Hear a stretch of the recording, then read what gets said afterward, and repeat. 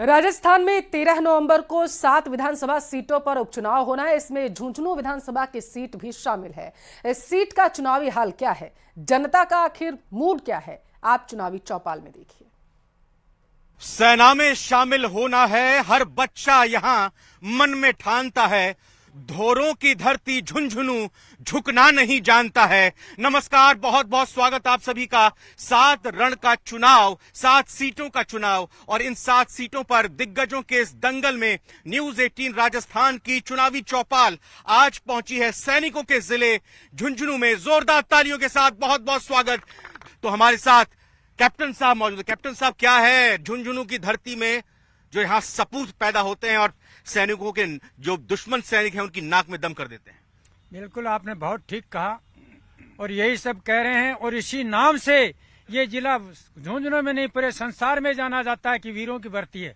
यहाँ के सैनिक ने आज तक पीठ नहीं दिखाई है, गोली खाई है या तो तिरंगे में लिपट के आया है या तिरंगा लहरा के आया है। लेकिन उन्हीं सैनिकों को जिन्होंने इतना बड़ा बॉर्डर पे देश के लिए किया, आज भी जज्बा है। हमारे युवा जवान पैदा होते ही सवेरे सवेरे जब लोग किसी धंधे में जाते हैं वो सड़कों पे दौड़ते हैं कि हम फौज में जाएंगे। नौकरी के लिए नहीं, नौकरी और भी है। यहाँ का एक वातावरण बन चुका है। कैप्टन साहब ने कौन सी जंग लड़ी? किसने? कैप्टन साहब ने बॉर्डर पे कौन सी जंग वो लड़ी? मैं दुर्भाग्यपूर्ण आदमी हूँ जिसने फर्स्ट से लेकर लास्ट तक लड़ाई मैंने लड़ी। पहले भी लड़ाई नहीं होती थी, अब भी लड़ाइयाँ बंद हो गई हैं। मैंने गोवा से लेकर चाइना, पाकिस्तान की सारी लड़ाई, और मैं जब 93 में आ गया उसके बाद कोई लड़ाई नहीं, तमाम लड़ाइयाँ मैंने लड़ी हैं और उसमें मैं रहा हूँ। इतना सुनसान, इतने लोग शांत क्यों हैं? अगर बात पसंद आ रही है, झुंझुनू के सैनिकों की बात की है, चुनाव की जंग भी है यहाँ पर, यही तो राजनीतिक दल है इस बार मैदान में। बिल्कुल कौन सा सिपाही के पास साजो सामान बंदूक है? यहाँ पे असला बारूद बढ़िया लग रहा है। सेना अलग चीज है और ये दूसरी राजनीति की अलग चीज है। सैनिक कहीं और चुनाव में आता है। यहाँ के लोगों को एक बहुत बड़ी चीज लगती है कि ये सेना में जा क्यों रहे। कोई सैनिक लड़के चुनाव लड़के दिखाए, वो आग जीत नहीं पाता। किसी को पार्टियां टिकट नहीं देती, किसी को आगे नहीं आ। सिर्फ सैनिक के नाम पे जिले में कोई भी पार्टी है, कोई जाती है, सिर्फ राजनीति करते हैं। क्या सैनिक के नाम पर राजनीति होती है? क्या सैनिक के नाम पर राजनीति होती है? कोई भी राजनीतिक दल सैनिक को चुनाव नहीं लड़ाती है? नहीं, अभी तक किसी पार्टी ने सैनिक के पुत्र को नहीं दिया टिकट। क्यों नहीं दिया? ये तो पार्टियों का मामला है। नहीं, सैनिक पुत्र को तो टिकट दिया है। बीजेपी ने पहले भी सैनिक पुत्र को टिकट दिया था। इस बार भी जो राजेंद्र जी भामू हैं उनको टिकट दिया है। हाँ, सैनिक पुत्र हैं।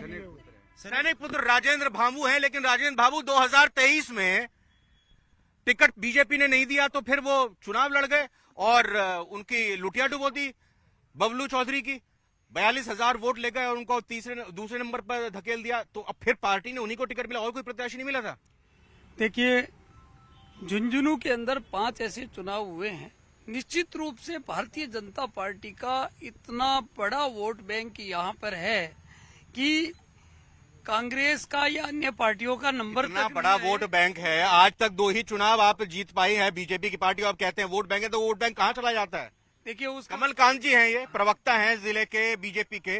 वोट बैंक की बात करें, लेकिन ये वोट बैंक कहाँ चला जाता है? पिछले 3 बार आप हैट्रिक देखिए, कांग्रेस की बनती आ रही है यहाँ पर, और अब चौथी बार देखें, चौका लगता है नहीं लगता है, वो तो जनता बताएगी। देखिए, निश्चित रूप से इस बार तो चुनाव जीतेंगे भारतीय जनता पार्टी, भारी बहुमत के साथ जीतेगी। शहर के समस्त वार्डों के अंदर और गांव की गली मोहल्लों के अंदर एक ही चर्चा है कि भारतीय जनता पार्टी का कमल बहुमत से खिलेगा। कांग्रेस से हैं, परिचय दे दीजिए और ये बताइए, तो लठ गाड़ने की तैयारी बीजेपी कर रही है? मैं कांग्रेस से चिड़ाव पंचायत समिति से उप प्रधान हूँ।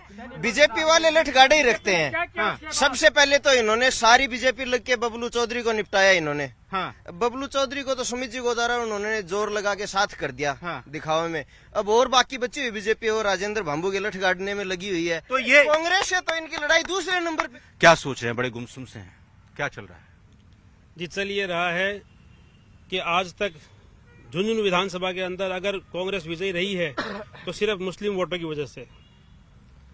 इनके अलावा ये वोट अगर कहीं और जाते तो ओला जी यहाँ नजर नहीं आते। इस बार गए, पक्का गए। क्यों? क्योंकि मुस्लिम वोट नाराज है। अब की बार क्यों? टिकट की मांग की थी। फिर ये कहते हैं ना कि ये मुस्लिमों के अंदर ओला परिवार, वो तो बोल रहे हैं ना कि ओला परिवार से अलग कोई है नहीं। कोई चेहरा इनको नजर नहीं आया। हाँ। तो नजर आ जाएगा आपकी बार। आपकी हार निश्चित है। मुस्लिम वोट आपसे नाराज है। हमने आपको पहले चेताया था कि टिकट नहीं तो वोट नहीं, और हम ये करके भी दिखाएंगे। कौन है आपके पास, कौन चेहरा है, कौन है चेहरा? सर हमने कहा था कि मुस्लिम की 30 बिरादरी है, एक जाजम पे बैठी थी वोट की मांग के लिए। आप जो अच्छा लगे, हमें जो है एमपी साहब को जो अच्छा लगे, जो चेहरा अच्छा लगे, जो उनका खास हो, किसी को भी टिकट दे दे। पूरा मुस्लिम समाज, बेटे से खास कौन हो सकता है भला? मुस्लिम समाज को वो तो घर जो परिवार की जो है राजनीति है उसी को तो खत्म करना है इस बार। परिवारवाद की राजनीति कर रही है क्या कांग्रेस?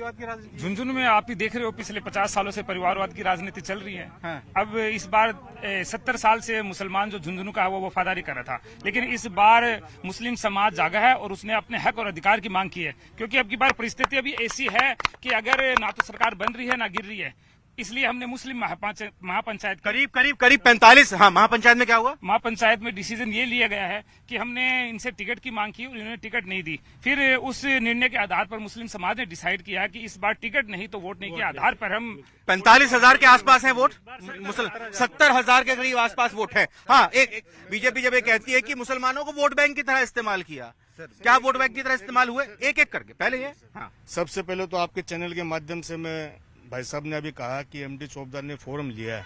हमारी 11 अक्टूबर को मुस्लिम महापंचायत बैठी थी। एमडी चौबदार ने अपनी मूछ नीचे करके कहा था कि चलो मेरे से किसी की नाराजगी है ना, तो मेरे समाज में 30 बिरादरी है, इस उपचुनाव में ना तो सरकार जा रही है ना आ रही है। 70,000 वोट जो हमेशा से 75 साल से कांग्रेस के वफादार रहे हैं, इनमें किसी भी एक बिरादरी के आदमी को टिकट दे दो, हम उसको जिता के भेजेंगे। सर मेरा नाम लोकेश कुमार है, दोरादास गांव से हूँ मैं। मेरे मित्र अजय जी चाहर ने ये कहा था अभी थोड़ी देर पहले कि हम फूल कमल के निशान पे हम सारे लोग एक जाजम पे एक साथ हैं। यही इसी झुंझुनू में 12 महीने पहले चुनाव हुए थे, आम चुनाव हुए थे। इनमें इनका जो कैंडिडेट है राजेंद्र जी भांबू, वो कमल के निशान के सामने चुनाव लड़ रहे थे। आप मेरी बात सुनो, वो जनता तो देख रही है ना, जनता तो देख रही है। किया मैंने सवाल किया। हाँ, जनता किस बात पे भरोसा करेगी? झुंझुनू के लिए सौभाग्य की बात है कि राजस्थान के अंदर सबसे छोटा जिला अध्यक्ष कोई है तो मैं हूँ, और इस कांग्रेस के कारण मेरे घर वाले सरकारी कर्मचारी हैं और मेरा कोई घर परिवार का बैकग्राउंड कोई नेतागिरी वाला नहीं है। फिर भी मेरे को संगठन ने झुंझुनू जिले के विद्यार्थियों का नेतृत्व करने का मौका दिया। अब मैं 2 मिनट आपका वक्त लूंगा। देखिए यहाँ पर सैनिक समाज के लोग भी खड़े हैं, ये जितने मेरे हर प्रकार के हर समाज के लोग खड़े हैं। सबसे बड़ी बात यह है कि जब अग्निवीर का मामला इस झुंझुनू में राजस्थान के अंदर देश के अंदर उठा था, तो आप एक चीज बताइए, अगर देश दुनिया में हमारा जिला जाना जाता है तो सिर्फ और सिर्फ सैनिकों के कारण जाना जाता है। आज एक चीज बताइए, आप इनसे सबसे पूछिए चीज कि जो बच्चा सुबह 5 बजे उठकर रोड पे दौड़ता था सिर्फ और सिर्फ देश की सेवा करने के जाने के लिए, वो बेटा आज मोबाइल पे बैठ के फ्लाइट उड़ा रहा है, गेमिंग की दुनिया में घुस चुके हैं। आज आप खुद गांव में जाइए, दिन के 4:30 बजे अपन कहना क्या चाह रहे हैं आप? कहने का मतलब ये है कि हमारे झुंझुनू का जो भट्ठा बैठाने का काम, जो विद्यार्थियों का भट्ठा बैठाने का काम और देश की सेना को जो भट्ठा बैठाने का काम इन्होंने किया है, इसके लिए सेकंड बात ठीक है, ये जो झुंझुनू जिला है, ये झुंझुनू जिला आपस में एक साथ थाली में खाना खाने वाले लोग हैं। सभापति जितने बड़े हैं जिले की, खाना खाने में एक साथ थाली में बैठेंगे, एक ही थाली में खाएंगे, लेकिन जब टिकट जब देने की बात आती है तो फिर थाली छीन लेते हैं। सुनो, एक चीज सुनिए आप कि झुंझुनू जिले का जो प्रथम नागरिक है, झुंझुनू यहाँ के प्रथम नागरिक है, वो कौन है? वो मुसलमान है। कौन है? सभापति है नगमा बानो। पहले जो सभापति थे वो मुस्लिम थे, उससे पहले जो सभापति थे वो भी कांग्रेस से मुस्लिम थे। ठीक बात। यहाँ पे कही गई बात कि भाई भट्टा बैठा दिया, मैं आ रहा हूँ, भट्टा बैठा दिया बीजेपी ने, युवाओं का भट्टा बैठा दिया और सैनिकों का भट्टा बैठा दिया। जी देखिए, युवाओं का भट्टा तो पिछली सरकार में अशोक गहलोत जी ने कांग्रेस के नेतृत्व में बिठाया था। जो पेपर लीक हुए, भ्रष्टाचार हुआ, जिसके लिए मैं भरत बेनीवाल, जिसने अंधाधुंध आंदोलन किए, 4 साल सड़कों पे लड़ाई लड़ी, 4 FIR। संगठन से जुड़े हैं आप किसी? जी, राष्ट्रीय रोजगार संघ मेरा खुद का संगठन चलता है पूरे राजस्थान लेवल पे। जितनी भर्तियां हुई, 1.5 लाख से ऊपर भर्तियां हमने आंदोलन कर करके करवाई। कोई शेड्यूल नहीं हुआ करता था भर्तियां करवाने का। नई सरकार आई है, 9 महीने के अंदर पेपर लीक माफिया पे जबरदस्त कार्रवाइयां हुई है। उसके साथ साथ हर भर्ती का शेड्यूल जारी होना शुरू हो गया। 1 लाख भर्ती जो है भजनलाल शर्मा जी ने अभी घोषणा करी है, उसके अंदर जो है शेड्यूल तक जारी कर दिया कि भी इस 1 साल में इस तरह से होंगी। दूसरी बात जो है, बात कर रहे थे भाई अग्निवीर की, मैं बताता हूं आपको, अग्निवीर योजना जो है, इसमें पहले जितने ही सैनिक लिए जा रहे हैं, जो 1 साल के जो सैनिक लिए जाते हैं, अब उससे 4 गुना सैनिक लिए जा रहे हैं और उसमें से 25%। आप तो आपस में ही बात करने लग गए। आप तो आपस में बात, हाँ, इधर माइक इधर है। माइक इधर है, कैमरा उधर है, मेरा बोलिए। ये मानना है, अभी कह रहे हैं ओला साहब जो पिछले समय में कांग्रेस में मंत्री थे, रेलवे का ओवर ब्रिज जो है वो अधूरा पड़ा है, उसके विषय में उन्होंने कोई चर्चा की। और जहाँ तक ये मुस्लिम समाज की कह रहे हैं, हमारी भारतीय जनता पार्टी किसी भी प्रकार का कोई भेदभाव नहीं करती। माननीय एपीजे अब्दुल कलाम को राष्ट्रपति बनाने वाली भारतीय जनता पार्टी थी। और मैं ये कांग्रेस के जो ओला परिवार है, जिन्होंने 70 साल से पानी की जो राजनीति की, नहर लेके आएंगे, मैं पूछना चाहता हूँ, हरियाणा के घोषणा पत्र में कांग्रेस ने लिखा था कि हमारी हरियाणा में सरकार आएगी तो हम राजस्थान का हिस्से का पानी नहीं देंगे। और अब भारतीय जनता पार्टी की हरियाणा में सरकार आई है और वहाँ के प्रभारी माननीय सतीश जी पूनिया हैं और यहाँ के मुख्यमंत्री भजन लाल जी की दृढ़ इच्छा शक्ति है कि शेखावाटी के तीनों जिलों को 1 लाख हेक्टेयर पानी पीने का पानी मिलेगा। जिससे 10 महीने क्या कर दिया सरकार ने जो वोट मांगी है बीजेपी के लिए? जो बीजेपी के राज्य में दोरासन में सूर्य उद्यान है, माननीय ओला जी को तो ये भी नहीं पता कि झुंझुनू के अंदर सूर्य उद्यान कहाँ है। ये सैनिकों की बात करते हैं और जो जिले के अंदर प्रवेश करते हैं झुंझुनू विधानसभा में, वो ओवर ब्रिज बना है। ये चार बार यहाँ से विधायक रह चुके हैं। हाँ, क्या बात, क्या आपस में क्या बात होगी? बीजेपी की नजर में ये लोग कल तक देशद्रोही थे। आज इनमें कोई अगर कांग्रेस के खिलाफ की आवाज आई, आज ये इनका वोट लेने का प्रयास कर रहे हैं। बीजेपी ने मुस्लिम समाज को देशद्रोही करार दिया है। मुस्लिम समाज निश्चित रूप से कांग्रेस के साथ है। 60 साल तक देश को लूटा है कांग्रेस ने। इसने गर्त में, सोने की चिड़िया को गर्त में लेके गई कांग्रेस। क्या बातें करते हैं, अब देखो ना, देश को उठा करके 11वें स्थान पर की अर्थव्यवस्था बात करते हैं देश बचाने की। कमलकांत जी, बार बार पर्ची सरकार की बात कही जाती है, कहा जाता है कि सरकार ने कुछ काम नहीं किया, मंत्री ने कुछ काम नहीं किया। देखिए, पिछले 50 वर्षों से कांग्रेस ने यहाँ पे शासन किया। केंद्र में भी सरकार थी, प्रदेश में भी सरकार थी, नहर के नाम पर, और लगातार लोगों को बेवकूफ बना के वोट बटोरे। लेकिन भारतीय जनता पार्टी की 10वां पूर्व सरकार बनते ही माननीय मुख्यमंत्री भजन लाल जी ने हरियाणा सरकार के साथ में मिलकर एमओयू किया और एमओयू करके और उन्होंने यमुना नहर का पानी झुंझुनू जिले सहित शेखावाटी को देने का काम किया है। और यहाँ पर झुंझुनू जिले को 300 करोड़ रुपए की सड़कें पास की है। जी, तो आप बताइए भाई साहब, ये क्या लिया हुआ है हाथ में, कुछ क्या? बीजेपी कह रही है हम जीत रहे हैं, कांग्रेस कह रही है हम जीत रहे हैं, मुद्दे बता रहे हैं कि यहाँ कुछ काम नहीं किए विधायक ने, 10 महीने में बीजेपी की सरकार ने कुछ काम नहीं किया। मेरा नाम कैलाश दास महाराज, मैं यहाँ से निर्दलीय प्रत्याशी हूँ। अभी इस चुनाव में मैं लड़ रहा हूँ। अच्छा, चुनाव प्रत्याशी। तो टिकट मांगा था किसी पार्टी से? नहीं सर, टिकट नहीं मांगा मैंने। क्यों? मुझे विश्वास था टिकट नहीं मिलेगा, इसलिए मैं निर्दलीय ताल ठोकी मैंने। इस जिले में विजेंद्र ओला परिवार ने झुंझुनू जिले का भट्ठा बैठा दिया है। ये लोग HCL बेच के खा गए, ठीक है, यहाँ के बच्चों का भविष्य खा गए। यहाँ न तो शिक्षा, स्वास्थ्य, रोजगार है। ये 10-20 लोगों का। तो निर्दलीय उम्मीदवार के तौर पर आपके क्या वादे हैं, क्या वादे कर रहे हो जनता से, क्यों वोट दें? मेरा निर्दलीय उम्मीदवार के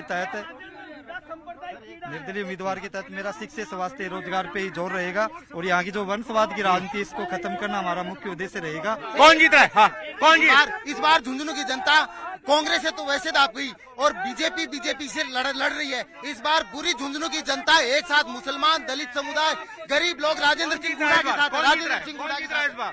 भारतीय जनता पार्टी भारी बहुमत से जीत रही है। भारी बहुमत से बीजेपी जीत रही है। मुद्दा कांग्रेस वालों के पास क्या है? कोई मुद्दा नहीं है। बीजेपी के पास क्या है? बीजेपी के पास बहुत सारे मुद्दे हैं और विकास का मुद्दा है। वो मुद्दा है महिला हो, गरीब हो, किसान हो, युवा हो, कांग्रेस वाले नहर का मुद्दा ला रहे हैं। मुद्दा है वंशवाद। जो अब अमित ओला के बेटे को आगे चल के डुबालना पड़ेगा अगर इस बार अमित ओला जीत गया। दूसरा मुख्य मुद्दा नहर। कांग्रेस के समाचार समाप्त हैं। नहर हम लाकर रहेंगे। कोई राजस्थान का कोई माई का लाल आ जाए हरियाणा से, तो ये निरस्त कराने गए थे नहर को, वहाँ जाके इन्होंने फोटो खिंचवाई है। डोटासरा जी ने घोषणा पत्र के साथ यूं अशोक गहलोत जी ने खड़े होकर और स्माइल देते हुए कि भाई छठा पॉइंट उसमें यह था कि शेखावाटी को जल नहीं दिया जाएगा। जल पे शेखावाटी का अधिकार है और वो हम लेकर रहेंगे। कोई माई का लाल राजस्थान मैं सहयोगी कृष्ण सिंह शेखावत को बुलाना चाहूंगा। कृष्ण सिंह शेखावत, यहाँ पर हमने पिछले कई मिनटों से यहाँ पर बातचीत की, चर्चा की, सभी ने अपने तरीके से मुद्दे की बात रखी, राज्य सरकार की बात रखी, केंद्र सरकार की बात रखी। असल में इस बार चुनाव में क्या है, मैं आपसे एक चाहूंगा कि कंक्लूड रिमार्क आपने।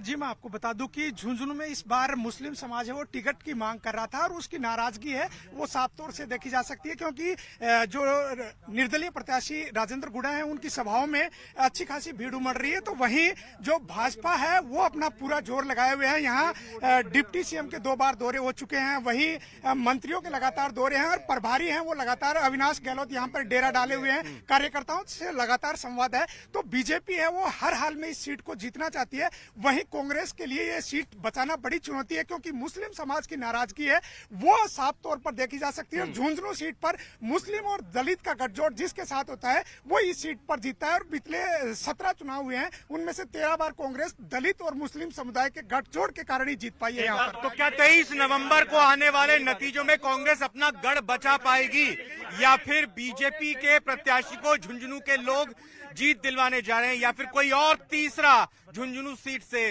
बाजी मारने जा रहा है, विधायक बनने जा रहा है? ये समय बताएगा। चुनावी चौपाल में आज फिलहाल इतना ही। आप लोग लगातार देखते रहिए न्यूज़ 18 राजस्थान। फिलहाल दीजिए इजाजत, नमस्कार।